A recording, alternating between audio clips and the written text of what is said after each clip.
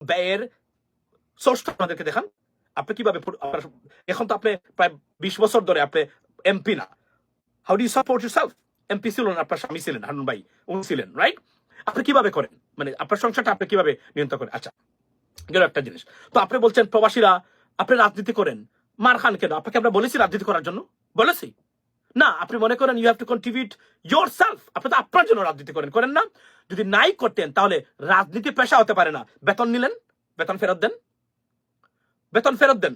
আপনি যে সুবিধা নিলেন, আপনি ফ্ল্যাট নিলেন, প্লট নিলেন, বেতন নিলেন, সরকারি সুবিধা নিলেন, গাড়ি নিলেন, আপনি নিলেন, আপনার স্বামী নিল, সবই নিল, দেন, ফেরত দেন, দিবেন ফেরত। যদি রাজনীতি এটা পেশা না হয়ে থাকে তাহলে এটা তো অবৈতনিক হওয়ার কথা, তাহলে আপনি ফেরত দেন। কেন দিবেন না? আপনি বলবেন আমি দেশের জন্য কাজ করি। ঠিক প্রবাসীরা একইভাবে কাজ করে, যদিও সে তার ব্যক্তি নিজেকে সাপোর্ট দেয়। ইভেনচুয়ালি এই টাকাটা, এই যে শাড়ি পরেছেন আপনি, যখন পরতেন, গাড়ি আনতেন, ওই তার টাকায়। কারণ আপনারা $100 বাংলাদেশে আনার ক্ষমতা আপনাদের কোন রাজনীতিবিদদের নেই, বরং এটা এই প্রবাসীদের পাঠানো টাকাটা কিভাবে এখান থেকে লুটপাট করে পাচার করা যায় সেটাই আপনারা করেছেন। আপনারা যে দলের হন না কেন, এই কাজটাই তো আপনারা করেছেন। আপনি মানে কি দলে বক্তব্য দেন এগুলা যে আমরা মার খাই? আপনারা মার খান কেন? মার না খাওয়ার এই পরিস্থিতি সৃষ্টি করে দিলেন না, করলেন না, কারণ ক্ষমতা থাকতে হবে। আর ক্ষমতায় রাজনীতি করে ক্ষমতায় যান, মিষ্টি খান, মধু খান, কে খায়? প্রবাসীরা খায় না আপনারা খান? তখন মধু খাইতে তখন মনে থাকে না? মধুতে 20 বছর খেয়েছেন, 3বার এমপি হয়েছেন, 2বার এমপি হয়েছেন, খেয়েছেন, কাউকে শরিক করেছিলেন তখন? বরং যে কাজটা করার সে কাজটাই তো করেন নাই, খাবি খার টাকা মেরে খেয়েছেন। আপনার টাকা, আপনার 100 টাকার প্রজেক্ট করেছেন 10,000 টাকা দিয়ে, এগুলো মনে নাই? সুবিধা নিবেন, সবকিছু করবেন, টাকা পাচার করবেন, বাড়ি বানাবেন, প্লট নিবেন, ফ্ল্যাট নিবেন, সবকিছু নিবেন, আর মামলা খাবেন না দুর্নীতি করার পরে, অপরাধ করার পরে? এটা তো হতে পারে না। উদাহরণ কি দেন, যুক্তি দেন এগুলা? আর প্রবাসীরা মানে বাংলাদেশের নাগরিক না? এরা কি বাংলাদেশের নাগরিক না? What kind of nonsense question is this? এরা কি বাংলাদেশের নাগরিক না? সে বিদেশে গেল, ধরুন আমি বিদেশ থেকে আগামীকালকে চলে আসলাম, আমি ভোট দিতে পারবো না? আমার ভোট দেওয়া উচিত নয়?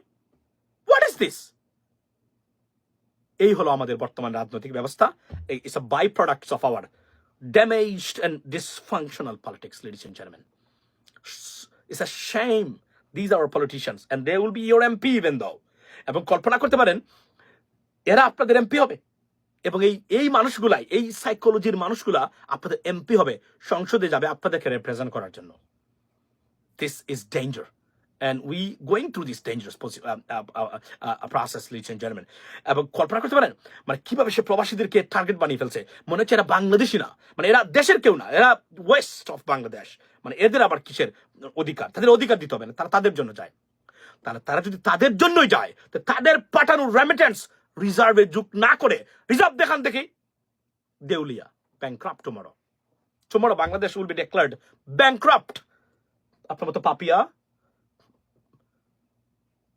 ওই যে ঢাকা শহরের যে আপনার যে এই যে কি বলে এটাকে, ড্রেন আছে না, বিষাক্ত ড্রেন, দূষিত পানি যায়, সেখানে পড়ে মরবেন, কাপড় পরতে পারবেন না। ওই ক্ষমতা বা যোগ্যতা আপনাদের নেই এই প্রবাসীরা যদি টাকা না পাঠায়। That is the bottom line. আর বলে কি উনি দেখেন, মানে এরা যদি টাকা না পাঠায়, এরা যদি বিদেশে না যায়, শাড়ি যেটা পরেছেন, সংসদে যে বাতি জ্বালান, ওই বাতিও জ্বলবে না কখনো।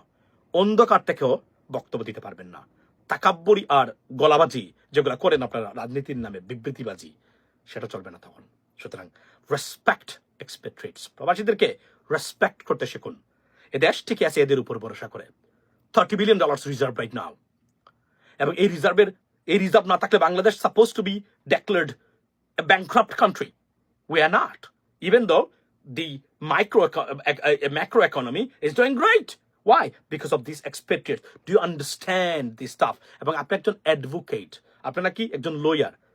I have a doubt about your certification because একজন যার এদের ন্যূনতম সার্টিফিকেটটা আছে, এই ধরনের স্টুপিড কাজ করতে উনি বলতে গেলে হয়তো বলতে পারতো এটা একটা কমপ্লেক্সিটি আছে, let's see can you do that, are we able to manage it or accommodate this mechanism?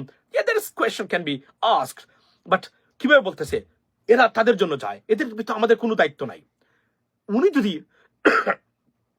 MP হয়, আপনাদের প্রবাসীদের বিষয়ে, আপনার ওই তার এলাকার প্রবাসীদের কি হতে পারে just think about that, ladies and gentleman. এটা অগ্রিম জানিয়ে গেলাম কতটা বিপজ্জনক হতে পারে ওনার কর্মকাণ্ড, প্রবাসীদের বিরুদ্ধে যেতে পারে, সেটা মনে রাখবেন আপনারা প্রবাসী যারা আছেন। কেননা উনি একটা সিস্টেমের বিরুদ্ধে কথা বলতে না, একটা সিস্টেম যুক্তি দেখাতে পারে, কিন্তু যেভাবে প্রবাসীদেরকে অ্যাটাক করেছেন তাদের কোনো কন্ট্রিবিউশন নাই। অথচ প্রবাসী ছাড়া বাংলাদেশ একটা ফকিরের রাষ্ট্র, ওভারনাইট ফকিরের রাষ্ট্র, ভিক্ষুকের জাতি। কেননা আমরা যে ধরনের, কারণ গার্মেন্টস ইন্ডাস্ট্রি, আবার বলছি প্লাস মাইনাস করলে গার্মেন্টস ইন্ডাস্ট্রিতে আমরা মাইনাসে আছি সত্য কথা বলতে গেলে। কিন্তু কেননা তারা $42 বিলিয়ন যদি খরচ করে আনে, $41 বিলিয়ন তারা খরচ করে দুর্নীতি, লুটপাট, টাকা এবং টাকা লোন নেওয়া ব্যাংক থেকে, শুধু বাংলাদেশের টাকায় কই দিয়ে কই বাজে, রাইট? আর প্রবাসীর একটা মাত্র খাত, we pay $0 or spend $0 to bring $1 million. Trust me, this was that way. এবং এই জায়গাতে ওনার বক্তব্য, আমি শকড। উনি বিএনপিকে রিপ্রেজেন্ট করেন। আমি বিএনপির জনাব তারেক রহমান, আপনার প্রতি অনুরোধ, you got to investigate her statements because it's not a good sign for BNP. এটা কি বিএনপির বক্তব্য কিনা আমরা জানতে চাই। কেননা আর আপনারা যদি মনে করেন আওয়ামী লীগের মতো যে প্রবাসীরা আমাদেরকে ভোট দেবে না, এদের কোনো অধিকার নেই, এটা একটা মারাত্মক রং ডিসিশন হবে। কেননা প্রবাসীরা ভোট দিবেই এবার। প্রবাসীদের ভোটাধিকার ছাড়া বাংলাদেশে কোনো নির্বাচন হতে দেওয়া হবে না। That is the bottom line. হবে না। এখন আপনি মনে বলবেন আপনি কিভাবে আটকাবেন? We know how to stop it. We have this power and authority and we can do it and will do it. But thanks to the government, this government, তারা এটা করতেছেন এবং তারা করবেন। যদিও বাংলাদেশ জাতীয়তাবাদী দল আনুষ্ঠানিকভাবে ভোটাধিকার নিয়ে বিরোধিতা করে চলে এসেছেন, গিয়ে নির্বাচন করে নাম বলে দিলাম আজকে, সরি, যা হয় হবে, বলতে চাইনি, দলের ক্ষতি হবে, যেহেতু উনি নিজেই এটা প্রকাশ করেছেন, তাহলে আমি এখানে লুকিয়ে লাভ কি? আমি জানতাম প্রথম দিন থেকে, 10 দিন আগেই জেনেছি, আমি 15 দিন আগে জেনেছি, কিন্তু আমি বলি নাই। আমি মনে করেছি যা ভোটাধিকার আমরা তো পেয়েই যাচ্ছি, তাক এটা দলের ক্ষতি হবে। আমি আপনাদের, যেহেতু উনি নিজেই প্রকাশ করেছেন, আমি এটা বলেই দিলাম, জাতীয়তাবাদী দল থেকে আপত্তি আছে প্রবাসীদের ভোটাধিকার নিয়ে। That is the bottom line. I am sorry to say that and I do apologize guys. BNP যারা আছেন, I have to tell you that because she is the first person who came forward and expose this story, and that is it. There is no point to hide it, and that's what exactly I'm doing right now. উনারা বলে এসেছেন প্রবাসীদের ভোটাধিকার এটা একটা জটিল প্রক্রিয়া হবে, এটা কেওস সৃষ্টি করবে, এটা কোনো দরকার আছে বলে তারা মনে করেন না। That was this is the statement that they placed before the election commission. That is the bottom line, ladies and gentlemen. So ভালো থাকবেন। আমি অন্য সময় নিশ্চয়ই কথা বলার চেষ্টা করবো। এখানে আবার বলো রাখি, প্রবাসীদের ভোটাধিকার ছাড়া এই আগামী যে ইলেকশন, এই ইলেকশন আমরা মানব না। এবং এই ইলেকশন বাংলাদেশে প্রবাসীদের ভোটাধিকার নিশ্চিত ছাড়া আগামী ইলেকশন করতে দেওয়া হবে না, হতে দেওয়া হবে না।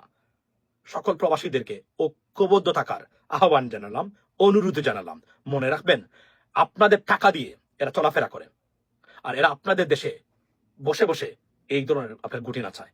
এদেরকে এই দুর্বৃত্তায়িত রাজনৈতিক পরিবেশে হস্তক্ষেপের অনুরোধ জানাচ্ছি প্রবাসীদেরকে। এবং আমি বলে রাখি, আমি গর্ব করে বলতে পারি, 7 থেকে 8 বছর আগে আপনাদের প্রবাসীদেরকে সবসময় বলে আসছিলাম, রাজনৈতিক প্রক্রিয়া অংশগ্রহণ করুন। আপনারা করেছেন। আজকে প্রত্যেকটা প্রবাসী ঘুম থেকে উঠেই বাংলাদেশের রাজনীতি নিয়ে মাথা কামায়, এটা গুড সাইন। আমরা চেয়েছিলাম এটা, এবং আপনারা এটা করেছেন। আবারও বলছি, রাষ্ট্র সংস্কারে আপনারা মনোযোগী হন এবং আপনারা ঐক্যবদ্ধভাবে রাষ্ট্র সংস্কারে আপনারা হাত দেন। কেননা বাংলাদেশের রাজনৈতিক দলগুলো যে পরিবর্তন বা সুশাসন আপনারা চাচ্ছেন, ম্যাক্সিমাম সেটা চায় না। তারা চায় একটা দুর্নীতিগ্রস্ত রাজনৈতিক ব্যবস্থা, যে ব্যবস্থায় তারা লুটপাট করবে আর তাদের বংশ 14 জেনারেশনকে তারা প্রতিষ্ঠা করবে। আর আপনারা সেই গোলামের জাতি, ভিক্ষুকের জাতি, এবং তাদের অধীনস্থ হয়ে, মানে যেভাবে আছেন, যেভাবে অন্ধ করে রেখেছে তারা, এভাবে তারা রাখতে চায়। এটা যেন আর না হয়, পুনরাবৃত্তি না হয়। If you fail this time, you'll be failed for ever. Don't forget that. মনে রাখবেন, এই সরকারের অধীনে যদি অধিকার এবং সুশাসনের সংস্কারের বিষয়ে প্রতিষ্ঠা করতে না পারেন, আপনারা আর কখনোই পারবেন না। কেননা আগামী ইলেকশন নেক্সট 50 বছর, যেভাবে 1971-এর পর থেকে 54 বছর আমরা পরিচালিত হয়েছি, ঠিক আগামী ইলেকশনের পরে আরো 50 বছর যাবে। কেননা বিপ্লবীরা প্রতিদিন বিপ্লব করে না, 50 বছর একটা বিপ্লব আছে। and if we fail to catch and get the benefit out of it, we'll never be able to do that. Let's not forget that. এটা আমি বলে রাখলাম। সুতরাং this election is very crucial for us. এই ইলেকশনে যেন ভোটের অধিকার নিশ্চিত হয় সবার, এটা যেন ফাইট করতে হবে। প্রয়োজনে গড়ে গড়ে লাঠি নিয়ে মাঠে নামতে হবে ভোটের অধিকার প্রতিষ্ঠা করার। যদি আমরা ভোট দিতে পারি, আপনি নিশ্চিত করে আমি বলতে পারি, এই যে চাঁদাবাদী দেখেন, টাকা পাচারকারী দেখেন, খুন খারাপি দেখেন, তাকাব্বুরি দেখেন, মিথ্যার বেসাতের রাজনীতি দেখেন, চরম দুর্নীতিগ্রস্ত রাজনীতি দেখেন, এটা থেকে উত্তরণের পথ হয়তো আমরা খুঁজে বের করতে পারবো। If we fail this time, we'll be failed forever. There is no room for it. And therefore, please come forward and raise your voice and participate in this process. and get your country back from this evil force of thugs. Have a blessed day. See you next time. Assalamu alaikum.